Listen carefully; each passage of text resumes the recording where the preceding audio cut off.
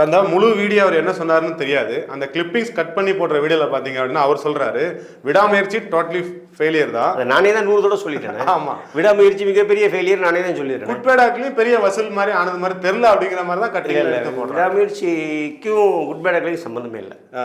இல்ல அவர் சொன்ன விஷயத்த நான் சொல்றேன். அந்த இது ஸ்ப்ரெட் ஆனது நான் அப்படிதான் சொல்றேன். சரி, அதை விட்டுடுங்களேன், அது இன்னும் பிரச்சனை இல்லை. அது ஏதோ கூட ஒரு ஒரு ஏதோ மனதில கூட அவர் சொல்லியிருக்கலாம். ஒரு யாரோ ஒரு ரசிகர் கண்டிப்பா ஒரு தவறான ஒரு கருத்தை கொடுக்கக்கூடிய ஒரு நபர் அல்ல.